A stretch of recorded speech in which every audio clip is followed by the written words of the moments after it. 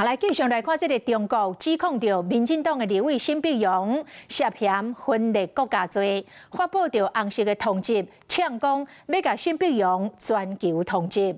总统赖清德讲话咯，讲中国对台湾并无管辖权。总统期待立法院长韩国瑜爱站出来维护国会尊严，但是国民党的立委质疑讲，这敢是立法院会当管的呢？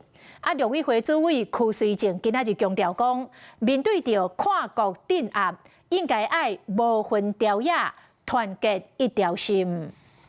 韩国瑜院长能够站出来维护国会的尊严，应该要率领跨党派的委员来声援沈伯洋委员。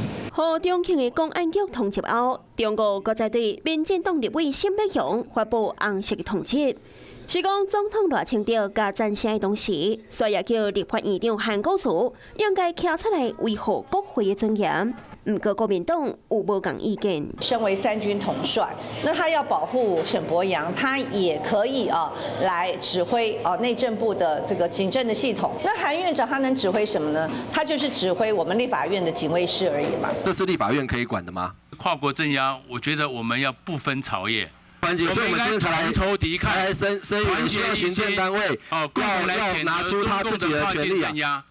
好，所以我觉得委员你应该会站在我们这边。叫朝野立委无分党派爱共心，陆委会更加示警，这不是沈碧荣个人的问题，是咧甲所有的台湾民众威胁。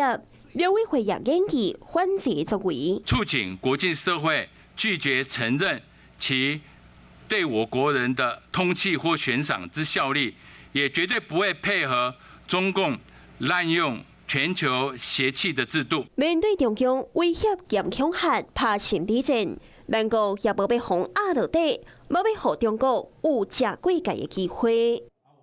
Hello， 我是主播王韵竹，想要抢先掌握最及时的新闻资讯吗？赶快订阅、按赞、开启小铃铛，随时锁定华视新闻 YouTube 频道。